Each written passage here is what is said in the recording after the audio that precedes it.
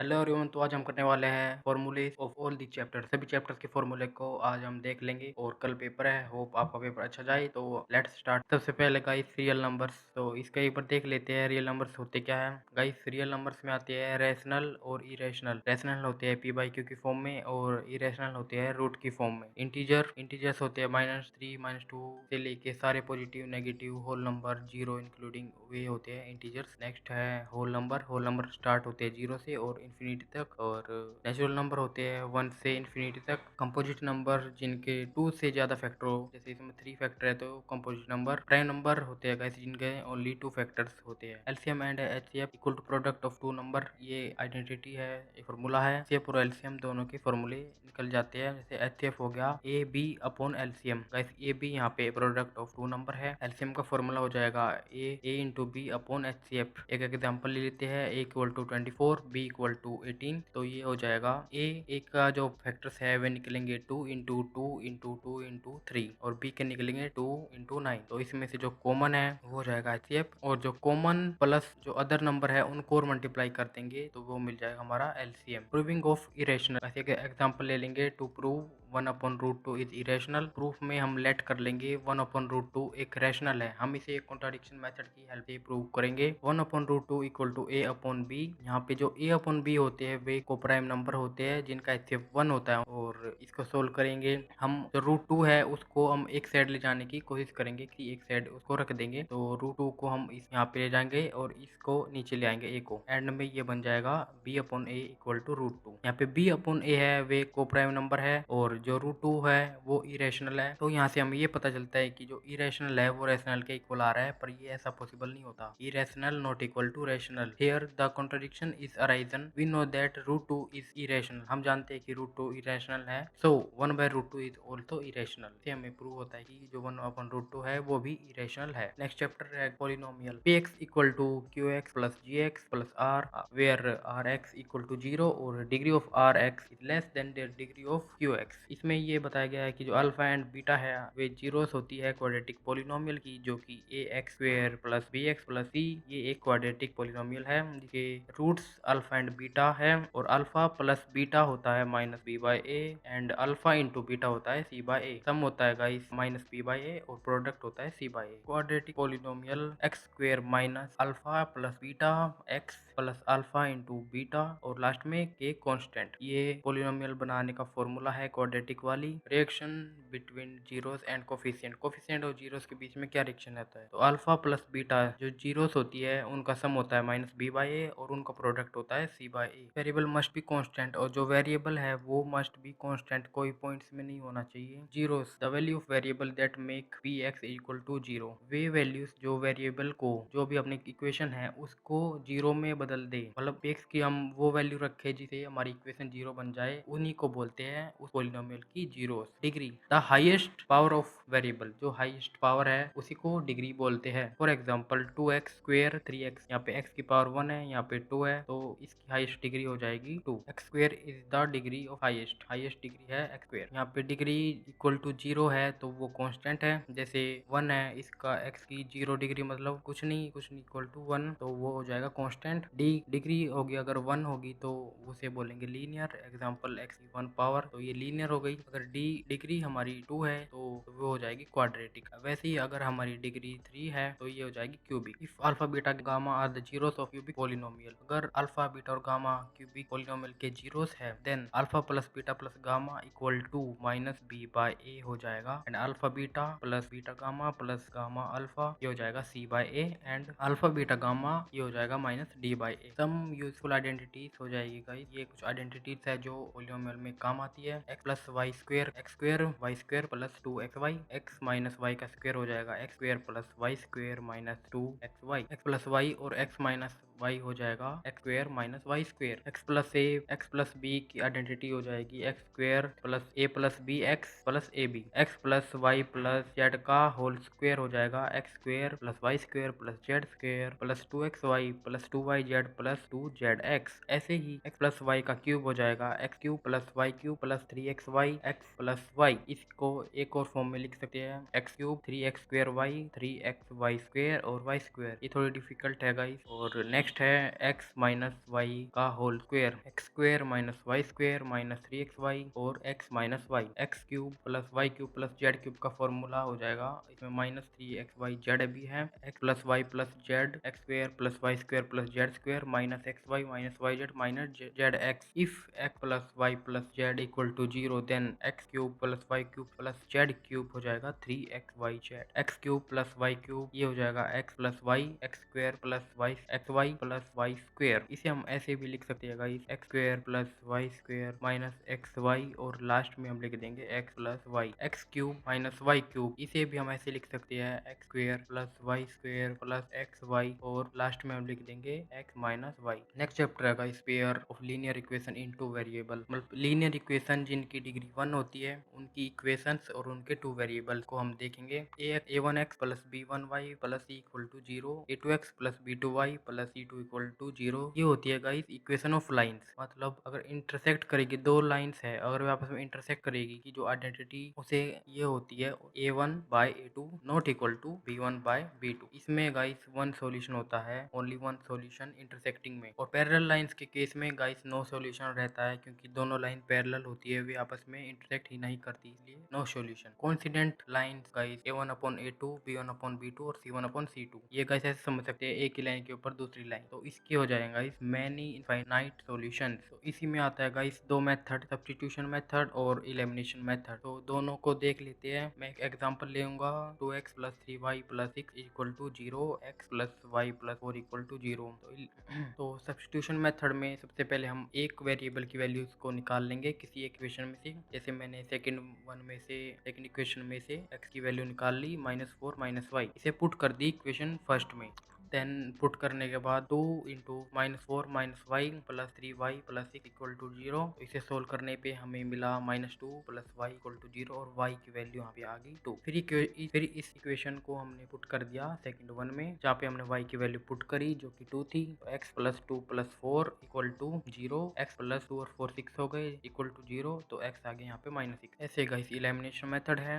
इलेमिनेशन में हम इलेमिनेट कर देते हैं, हटा देते हैं किसी एक वेरिएबल को उसके इक्वल रख के, मतलब उसे इक्वल बना के, जैसे 2x plus 3y plus 6 equal to 0, x plus y plus 4 equal to 0। हम मल्टीप्लाई कर लेंगे इक्वेशन सेकंड को बाय 2। हम इक्वेशन जो सेकंड वन इक्वेशन है उसको मल्टीप्लाई कर लेंगे 2 से, ताकि ये 2x और 2x आपस में कैंसिल आउट हो जाए। देन ये 2x आपस में कैंसिल आउट हो गए 0। 3y में से यहाँ पे गाइस हमें एक चीज ध्यान रखनी है, जैसे कि हम माइनस करेंगे तो ये माइनस सभी के साथ इंक्लूड होगा, -2 -y और -8 और -0 यहाँ पे भी इंक्लूड होगा। तो 3 में से -2 करेंगे y और 8 में से 6 में से -8 हो जाएगा, यहाँ पे उसको करेंगे तो ये बचेगा -2। तो y की वैल्यू यहाँ से भी 2 आएगी। हम y की वैल्यू को पुट कर देंगे इक्वेशन सेकंड में, देन हमें रिजल्ट मिलेगा x plus 2 plus 4 equal to 0। यहाँ से भी x की वैल्यू आ जाएगी -6। तो गाइस नेक्स्ट मूव करते हैं। Next guys quadratic equation, root of quadratic equation ax square plus bx plus c, वे बिलोंग करते हैं a भी, यहाँ पे a b c बिलोंग करते हैं रियल नंबर से, और a जो है वो इक्वल नहीं होना चाहिए 0 के, क्योंकि अगर a 0 हो गया तो ये x को भी 0 कर देगा। तो यहाँ पे पोलिनोमियल की जो फॉर्मूला है, इक्वेशन है, वो ये है -b plus minus under root b square minus 4ac upon 2a। b square minus 4ac guys हमारा होता है डिस्क्रिमिनेंट। अगर हमारा डिस्क्रिमिनेंट d जो है 0 से बड़ा है तो हमारे रूट्स होंगे डिस्टिंक्ट एंड अनइक्वल रूट्स। अगर हमारा d जो है वो परफेक्ट स्क्वायर है then the equation has unequal and rational roots, तो हमारे जो है अनइक्वल रूट्स होंगे और रैशनल की फॉर्म में होंगे। अगर हमारा d 0 के इक्वल है देन जो रियल एंड इक्वल रूट्स होंगे और वे निकलेंगे -b/2a से। एंड हमारा डिस्क्रिमिनेंट अगर 0 से छोटा है तो वो बनेगा नो रियल रूट्स। हमारे रूट्स जो है इमेजिनरी आएंगे, कोई रियल रूट्स नहीं होंगे। फॉर्मेशन ऑफ क्वाड्रेटिक इक्वेशन, हम क्वाड्रेटिक इक्वेशन कैसे फॉर्म कर सकते हैं, इसका एक फॉर्मूला होता है x square minus sum of roots into x plus product of root equal to 0। ये होता है guys formula quadratic equation form करने का। ax square plus bx plus c equal to 0, यहाँ पे जो a है वो 0 के इक्वल नहीं होना चाहिए, और क्वाड्रेटिक इक्वेशन में मैक्सिमम गाइस 2 रूट्स होंगे, क्योंकि क्वाड्रेटिक है तो मतलब 2 रूट्स। क्वाड्रेटिक फॉर्मूला ये हमने देख लिया, ये भी हमने देख लिया। अगर जो हमारा a है वो 0 से बड़ा है तो ऐसा ग्राफ बनेगा, अगर ए हमारा 0 से छोटा है तो ऐसे ग्राफ बनेगा। नेक्स्ट है गाइस अर्थमेटिक प्रोग्रेशन, इसे जनरली हम एपी बोलते हैं। एपी मतलब एक कॉन्टिन्यूस टर्म होती है, जैसे a1 a2 a3 equal to an तक, an लास्ट टर्म होती है। an a plus n minus 1d, ये इसका बेसिक और जनरल फॉर्मूला है। an का a होता है फर्स्ट टर्म, n होता है नंबर ऑफ टर्म्स, d होता है हमारा कॉमन डिफरेंस। d का फॉर्मूला होता है गाइस a2 माइनस a1, मतलब बड़ी वाली डिजिट में से छोटी वाली को घटाना। The sum of n terms of N AP, जितने भी नंबर ऑफ टर्म्स है उनका सम क्या हो जाएगा एपी में, उसे हम कैलकुलेट करते हैं एस एन फॉर्मूले से। S N equal to N by two two A plus N minus one D, ये हमारा फॉर्मूला होता है। ऑल्सो एस एन होता है N by two A plus L, जो कि यहाँ पे एल है वो ए एन है। हमें कभी भी ए एन गिवन हो तो हम डायरेक्ट यहाँ पे पुट कर सकते हैं ए एन को। वही गाइस ए पी एक फॉर्म होती है कॉन्टिन्यूस, यहाँ पे if A two minus A one A three minus A two ये सभी इक्वल आए, उनका कॉन्टिन्यूस डिफरेंस जो है वो इक्वल हो। द टर्म फॉर्म लास्ट, अगर कोई टर्म लास्ट से फॉर्म हो रही है तो उसका क्या फॉर्मूला रहेगा, उसका रहेगा a n equal to L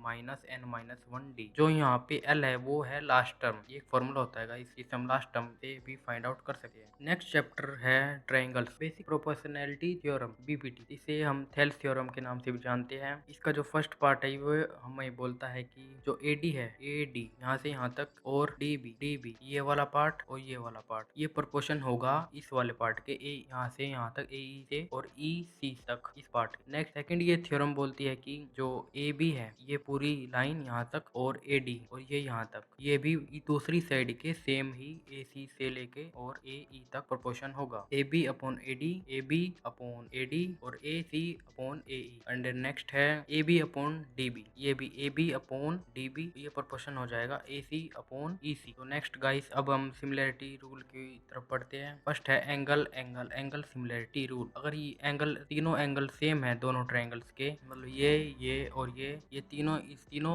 दूसरे ट्रायंगल के एंगल्स के इक्वल है तो वे ट्रायंगल सिमिलर प्रूफ हो जाएंगे। सेकंड वन है एंगल एंगल सिमिलरिटी रूल। इसमें होता है two angles of a triangle are respectively equal, दो ट्रायंगल के दो एंगल इक्वल होंगे and the two triangles are similar, तो उसे भी हमारे जो टू ट्रायंगल्स है वो सिमिलर प्रूव हो जाएंगे। नेक्स्ट रूल लगाई साइड साइड साइड रूल। अगर दोनों ट्रायंगल्स की साइड्स जो है दूसरे ट्रायंगल की साइड्स के प्रोपोर्शन है तब भी हमारे ट्रायंगल सिमिलर प्रूव हो जाएंगे। नेक्स्ट है guys side angle side similarity rule. If two triangles of pair of corresponding side, इसमें ये है गाइस कि दो ट्रायंगल है उनकी जो दो साइड्स और एक एंगल इक्वल है, दो साइड्स और एक एंगल, तो ये आपस में सिमिलर है। नेक्स्ट है गाइस एरिया ऑफ ट्रायंगल्स।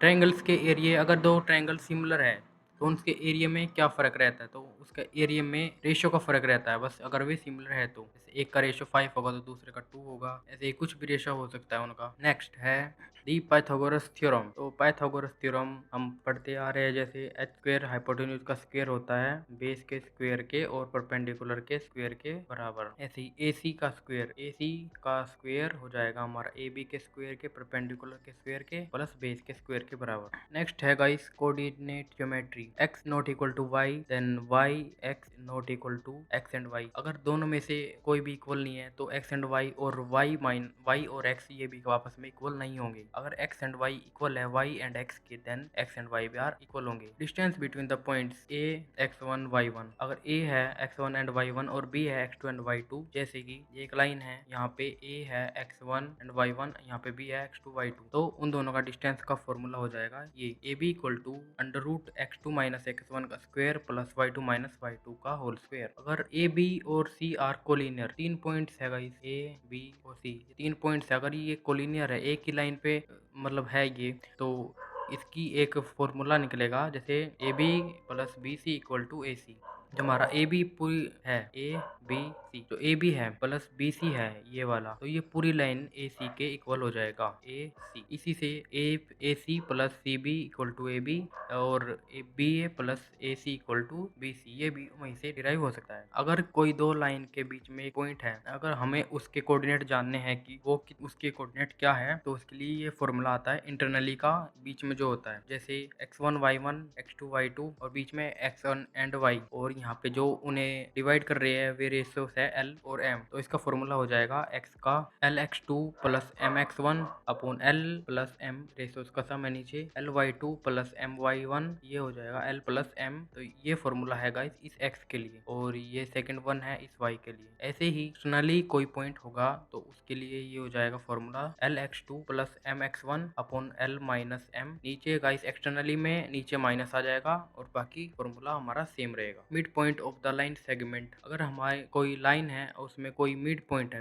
बिल्कुल बीच में पॉइंट है तो उसका फॉर्मूला हो जाएगा x के लिए हो जाएगा x1 प्लस x2/2 और y के लिए हो जाएगा y1 plus y2/2। Centroid of triangle ABC with vertices a x1 and y1। जो सेंट्रोइड है ट्रायंगल ABC का वर्टिसेस है a x1 and y1, b x2 and y2, c x3 and y3। तो उसका सेंट्रोइड कैसे हो जाएगा बीच का सेंटर, तो वो हो जाएगा x1 plus x2 plus x3/3 y1 plus y2 plus y3/3। The area of triangle form by points, area of triangle का फॉर्मूला पॉइंट्स के द्वारा क्या रहेगा 1/2 x1 y2 minus y3 plus x2 y3 minus y1 plus x3 y1 minus y2। ये हो जाएगा इस formula. Next है guys introduction to trigonometry. Trigonometry ratios in ABC triangle, इसके जो ट्रिग्नोमेट्री के रेशियोस हैं वे देखते हैं पहले। Sine theta perpendicular upon hypotenuse AC upon BC, perpendicular और हाइपोटेन्यूज, और कोस थीटा होता है बेस अपॉन हाइपोटेन्यूज। तो गाइस में वो एक फॉर्मूला होता है इसका, जैसे कि Pandit Badri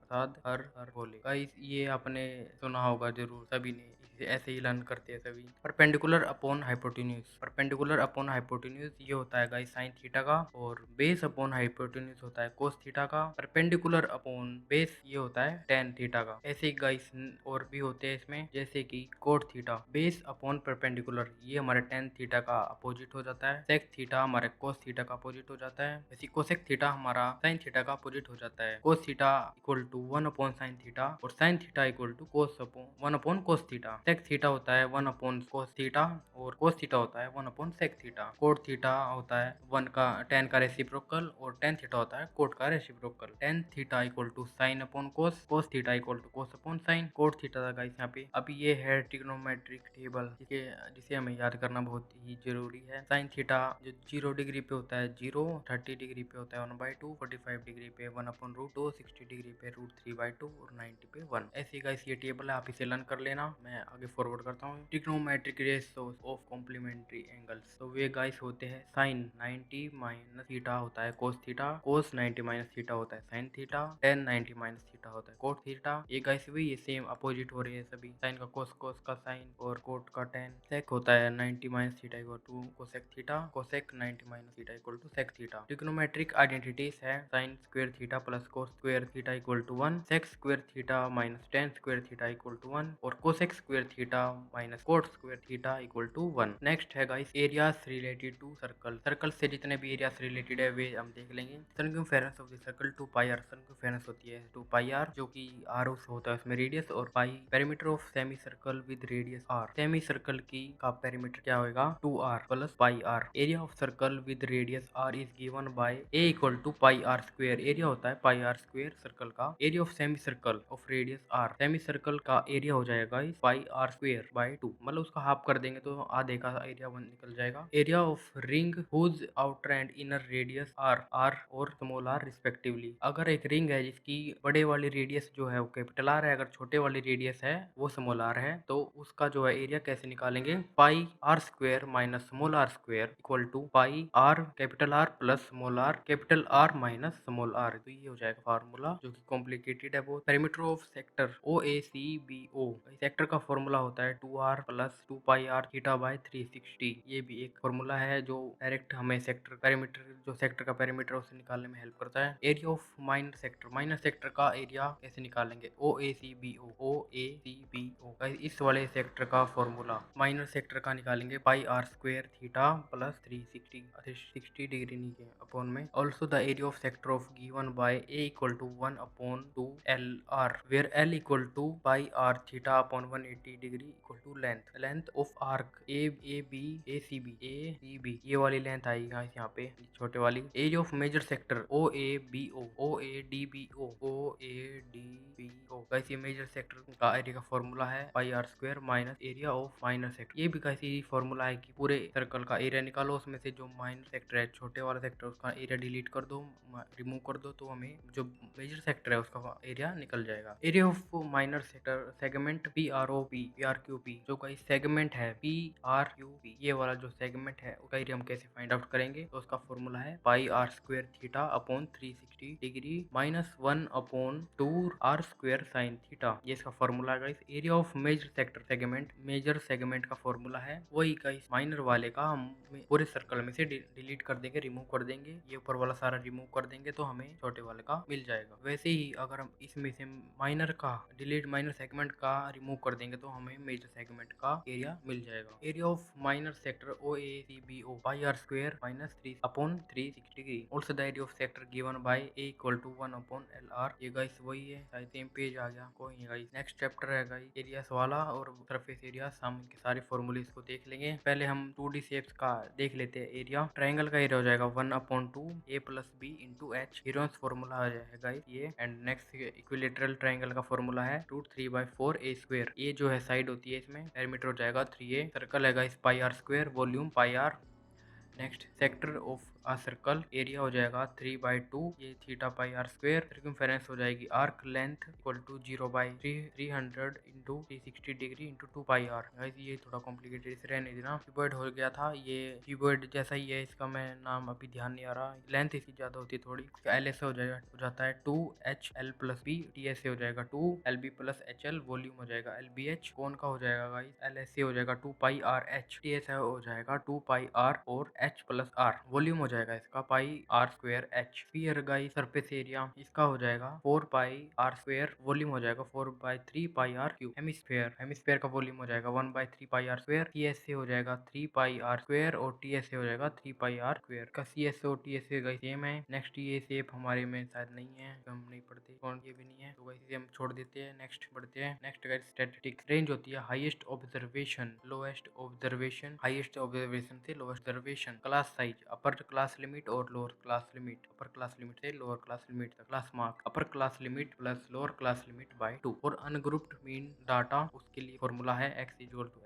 plus x2 xn by n। ये मीन फॉर्मूला है। मीडियन का है guys case 1 the number of items n in the data is odd, अगर वे ओड है, ओड के लिए फॉर्मूला है n plus 1/2 th term. Case 2 अगर इवन है, इवन के लिए फॉर्मूला है 1/2 into value of n/2 th plus n/2 plus 1 th term. Mode का फॉर्मूला है 3 मीडियन माइनस 2 मीन, ये मोड का फॉर्मूला है। For group data mean direct method है गाइस, x है sum of fi xi upon sum of fi। Mean deviation method है guys a plus sum of fi bracket start xi minus a upon sum of fi equal to a plus sum of fi di upon sum of fi, where a is assumed mean, जिसे हम a assume करें वो mean है यहाँ पे। Sum of fi equal to total frequency है, d equal to xi minus a। Mean step deviation method, जो step deviation method है x equal to a plus sum of fi hi minus a upon h upon sum of fi into h, ये a plus h sum of fi ui upon fi इसके बराबर भी है ये formula. Where a equal to assume mean, sum of fi equal to total frequency, h equal to class size और ui equal to xi minus a upon h। Next है guys median formula, median l plus n upon 2 minus cf upon f into h, where जो l है वो lower limit of median class है और n number of observation है। cf cumulative frequency of the class preceding of the median class, frequency of f जो है frequency of median class है और h है जो क्लास का साइज है। मोड हो जाएगा guys l plus f1 minus f0 two f1 minus f0 minus f2 into h, जहाँ पर l जो है लोअर मॉडल क्लास की और h है size of the class interval. Frequency f1 है frequency of model class, f0 है frequency of class preceding the model class और f2 है frequency frequency of the class succeeding the model class. तो statistics हमारा होता है complete. Next chapter है probability. इसके फॉर्मूले तो आपको पता ही होंगे, इक्वल टू प्रोबेबिलिटी ऑफ ई हो जाएगी number of events upon total number of events, P E plus P not equal to zero. यह भी समझाते हैं आउटकम्स जो हमारी फेवर में है upon total outcome, number of favourable cases upon total outcome. और जो कि प्रोबेबिलिटी जो है 0 और 1 के बीच में लाई करती है, ना ये 1 से बड़ी हो सकती है और ना ही 0 से छोटी हो सकती है। और जो प्रोबेबिलिटी ऑफ इवेंट है, जो प्रोबेबिलिटी ऑफ इवेंट नहीं होने का है, उसका जो सम होता है वो 1 होता है। Probability of event plus probability of not event equal to 1। तो इसी के साथ ये हमारी वीडियो होती है कंप्लीट। तो thank you for watching my video. Hope आपको अच्छी लगी हो, आपका रिविजन अच्छा से हुआ हो। Thank you for watching.